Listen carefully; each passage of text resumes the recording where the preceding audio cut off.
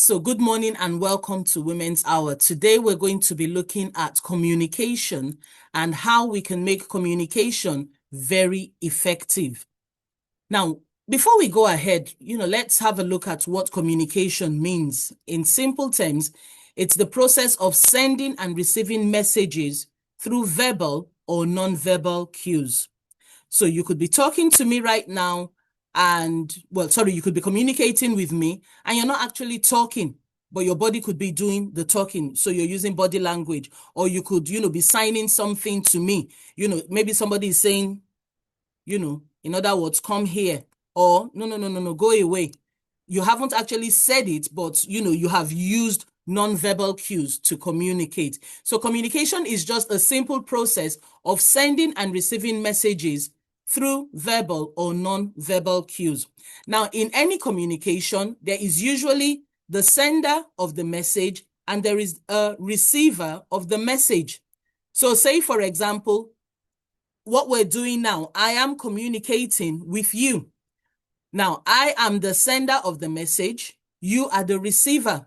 So you receive my message, interpret my message, and decide on the feedback you're going to give to me based on the message that I have sent to you. So when we look at communication can be between two or more people. But the most important thing is that whatever it is you intend to communicate, you're passing that through effectively. Now, communication like I said, it's between two or more people. So you could be communicating at home, you could be communicating at work, you could be communicating anywhere. But the question I want us to think about this morning is, how effective is your communication? So let's look at the importance of communication. Communication helps us to build relationships. Yes, by allowing us to share our experiences, our needs, it helps us to connect to others. So if I want to get to know you more, if I want to get to know you better, what do? I communicate with you. So in me communicating with you, I know how you like me to talk to you. I know how I want you to respond to me. It's the essence of life, allowing us to express our feelings, allowing us to pass on information, and allowing us to share thoughts. So I want you, as we're going on, through this effective communication, I want you to begin to think to yourself that, how am I communicating? Am I communicating effectively?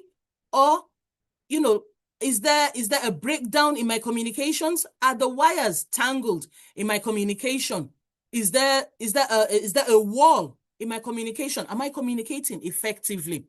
Now, communication is the foundation to healthy relationships. If you're going to have any healthy relationship, communication is key. Whether it is between you and your family members, whether it is between you and your spouse, whether it is between you and a work colleague, depending on who you're talking to, communication is the foundation. So think about that. And research has shown that 35% of communication, only 35% is carried out verbally. And the rest of the 65% is carried out non-verbally. So when sometimes you haven't said anything verbally, but you have said volumes. That's what we're talking about. Okay, so 35% is carried verbally, and the rest of the 65% is carried out non-verbally. So the question I'm asking again this morning is, how is your communication? How is your communication? Are you communicating effectively? Or is communication an area that you need to work on? For some people, we can say, oh, that person is just a very, very good communicator. For another person, you might think, not as good as. But what I'm asking you is, how is your communication? How is your communication with your spouse? How is your communication with your children? How is your communication with your parents? How is your communication with anyone you come across? How are you communicating with them? So think about that. So let's just look at effective communication. For you to be able to communicate effectively, you must choose your words wisely. You must choose your words wisely. So you can't just, talk anyhow. That's what we're trying to say here. So you must choose your words wisely. You must listen to what others have to say. It's not all about you. Yes, while we're talking, it's good for us to listen. But yes, do you want feedback from what is being said, or do you just want to talk at somebody? For communication to be effective, obviously, you have got to send your message and there's got to be feedback that is given. You've also got to think about your tone. How is the tone that you're using? Now, inflection, body language, how are you saying what you want to say? Remember, it is not just what you say, but how you say it. I'll say that again. It is not just what you say, but how you say it. So, for example, I might be talking to you now and I just say, just get out of there. Now, get out of there might be because there's danger coming. So maybe the inflection in my voice would be a bit different, hopefully. But if I'm just, probably just playing with you, I can say, oh, just get out of there. Can you see? It is the same thing I have said, but how have I said it to you? Now, how I say it to you is going to make you, that's going to give me that feedback. So if danger is, imminent and I'm telling you to get out of there and you're not moving because I've just said it, in a very, very gentle voice, just get out of there.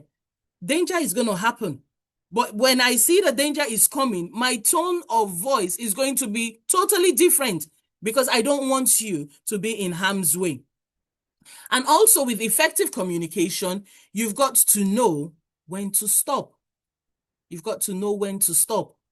Now, when we talk about communication, I like what the Bible says about communication. It says in Proverbs 18, verse 21, that the tongue has the power of life and death.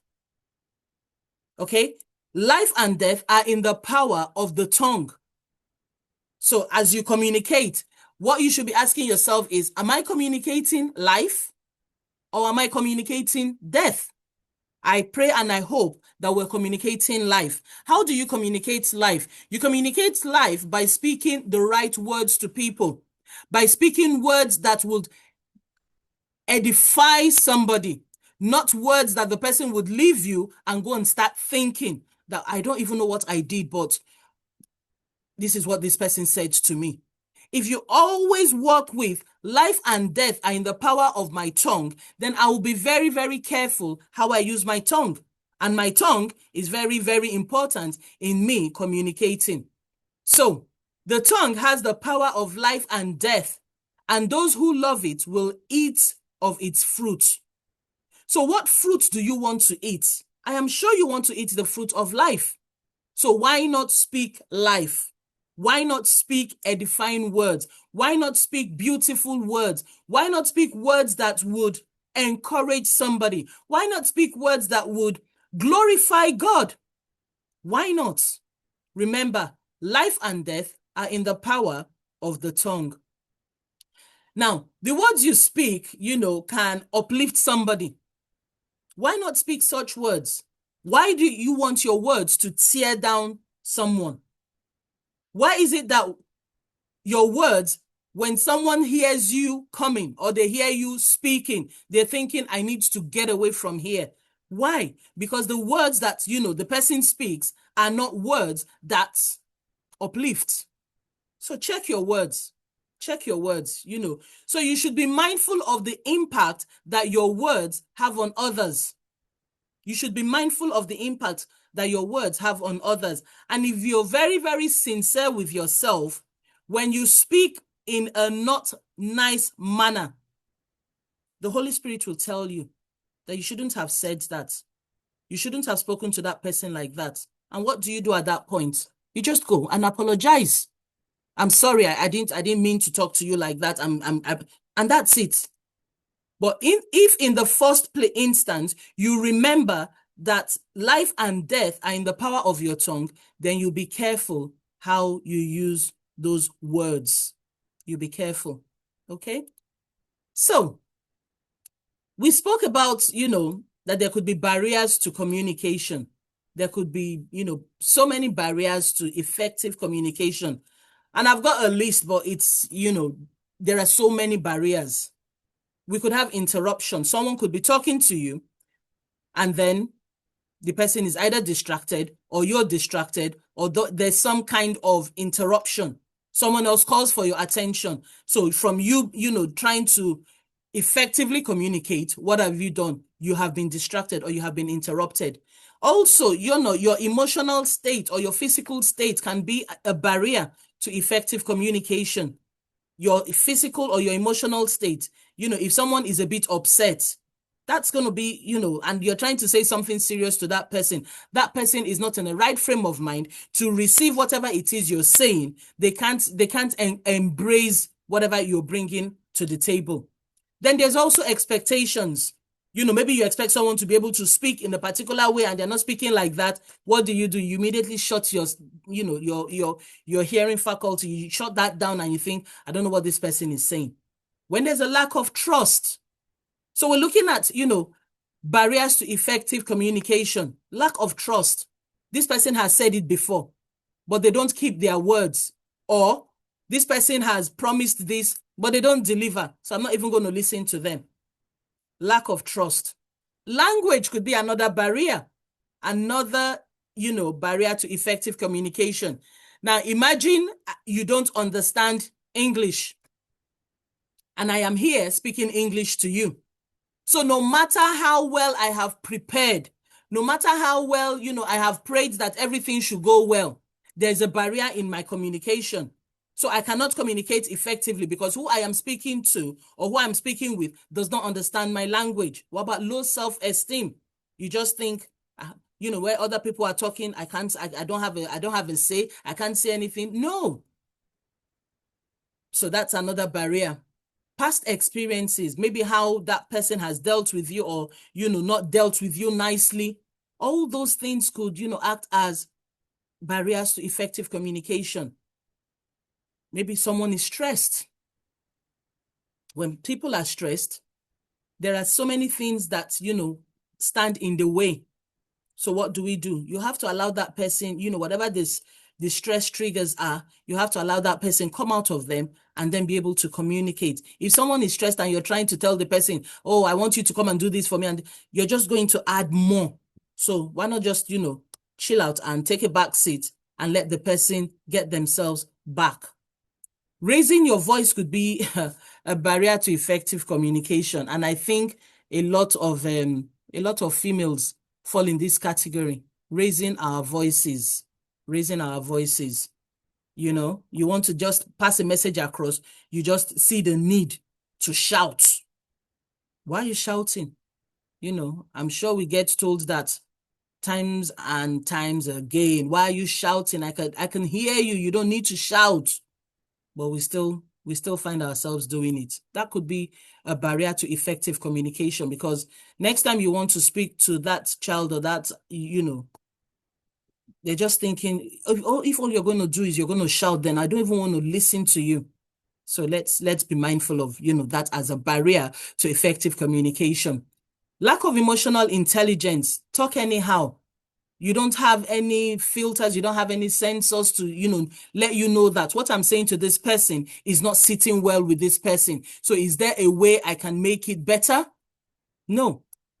We should not lack emotional intelligence. We should be very aware of what is going on.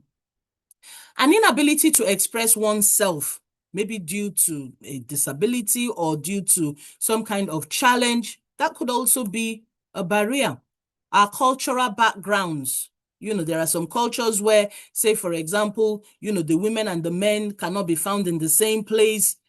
And then a man is trying to communicate to the woman and she's thinking, no, I don't do that, or vice versa. So cultural background could also be one of the barriers to effective communication. Slangs, jargons, using words that are very, very maybe common, maybe to your family, maybe, the way you greet your family or the way you say certain things in your household. You now take that out to somebody else and you're saying, and they're thinking, I don't know what you're saying. So let's also be mindful, because we want to be excellent communicators. So we have to make sure that we break down every barrier to effective communication. So what about time? You haven't got the time to, put your thoughts together. You haven't got the time to try and explain what it is you're saying to somebody. What do you then do? You just say it anyhow. And that in itself is a barrier, because you haven't taken time out to maybe know the person, understand the person, so that you know what is the best way for you to communicate with that person, right? Maybe asking too many questions. Let's be careful of that. Let's be very careful of, too many questions. I'm not saying it's a wrong thing to ask questions, but when someone is just asking so many questions and you're just thinking, just allow me finish what I'm saying, or, just allow me even think through what I want to tell you. When the questions come in and there are too many, that could also be a barrier to effective communication. Now, there are characteristics of effective communication. You've got to be clear. What is it you're trying to say? Can you be clear about it? Most times you've got to be concise, because nobody wants to sit down and listen, for so long. Not because our attention spans are not, on point, but we just want you to get on with it. Tell us what you want to tell us. Another characteristic is you've got to be correct. If you're telling somebody or you're passing information that is outdated, incorrect, why do you think somebody would really want to listen to you? You've got to make sure that what you're saying, you're also considerate. This is talking about that emotional intelligence. If you're saying something that is a bit sensitive, how are you passing that message across? Have you even prepared the heart of the people that you're going to, your target audience? Have you prepared their hearts to let them know that this is what I'm going to be talking about today? I know it's a sensitive matter, but, we have taken everything into consideration. Are you being considerate? If you're being considerate, then you can communicate effectively. But if you're not being considerate, then, that could also be a barrier, like we said, just a little while ago. That's not having, emotional intelligence. You've got to be cautious. You've got to be polite in what you're saying. So let's also be mindful of that. Now, with all that we've said, all the characteristics of effective communication, it applies to whether you're talking to someone you're older than, somebody that you're age mates with, or somebody that you're younger. It doesn't matter. These principles are there, so we should adhere to them. Now, how do we overcome barriers to effective communication? We've said there are barriers. We've said, oh, these are the characteristics and all that and all that. But how do we overcome those barriers to effective communication? You do want to, you want to make yourself better. You want to communicate better. However, maybe you don't know how to go about it. Maybe it has even been brought to your attention that, you know what, you don't know how to talk to somebody. You know how some people tell people that is them not knowing how to overcome barriers to effective communication. So in overcoming barriers to effective communication, the first thing you need to do is to think before you speak. Remember, life and death are in the power of your tongue. So think before you speak. This thing I am going to tell you now, is it going to benefit you? Is it going to uplift you? Is it going to, what exactly is the purpose of this communication? So you've got to think before you speak. Another way you can overcome barriers to effective communication is you've got to choose the right medium. Now, if somebody is expecting you to talk to them and all you're doing is giving body language, those non-verbal cues. So all you're saying is, the person is talking to you and you're shrugging your shoulder, you're nodding your head, you're shaking your head. That is not the way that person wants to be spoken to. So what do? You've got to make sure that you choose the right medium. If somebody, for example, I've said this a few times, I like talking to people. I don't really like sending text messages. So if your own way of communicating is you want me to talk to you and I'm busy sending you a text message, am I effectively communicating with you? So let's think about that. Again, you've got to make your message clear. You've got to make your message clear. Don't complicate things. Don't begin to use, vocabs that don't exist. Don't begin to, just overtalk. Don't do that. Make your message clear. And another one is to practice active listening. Some people just know how to talk. They don't know how to listen. Can you also learn how to listen? Also try and understand the other person. You do not know what they are going through or what they have gone through. So try and understand the other person. And the last one on this overcoming barriers to effective communication is clarify anything you do not understand. Don't assume, oh, I thought that was what you were saying. No, if you do not understand, ask questions. And you would see that when you begin to do all this, you would see that your communication will get better. I wanted you to do XYZ. Oh, I thought you wanted me to do ABC. No, I don't want you to do ABC. I want you to do XYZ. But if I clarify, then I can understand what we are all talking about. So in rounding up, I'll leave us with two scriptures about communication. The first one is in Ephesians chapter 4, verse 29. It says, do not let any unwholesome talk come out of your mouth. No, don't allow it. But only what is helpful for building others. Remember? For uplifting them, for edifying them, for building others up according to their needs. According to their needs, that it may benefit those who listen. Don't let any unwholesome talk come out of your mouth. No. Remember, life and death are in the power of your tongue. So be careful how you use it, because the fruits, remember, you want to eat the right fruits. The second one is in Colossians chapter 4, verse 6.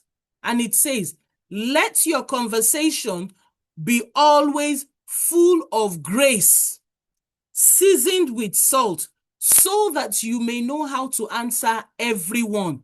So can you see, these scriptures are talking about us communicating with others, because it is making it sure it is useful, and in the building up of others, it is to make sure we know how to answer everyone. So communication, remember, is got to do with two or more people.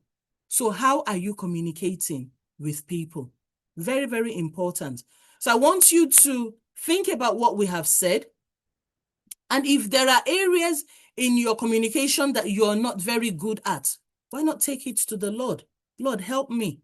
I'm having, maybe I don't know how to communicate with maybe my husband, maybe my children, maybe my work colleagues, maybe my parents, maybe my siblings. I just seem to have the wrong words coming out, and that's not how I planned it to be. Okay? And I pray that as you do so, I pray that, God will teach you exactly how he wants you to communicate. In Jesus' name, amen.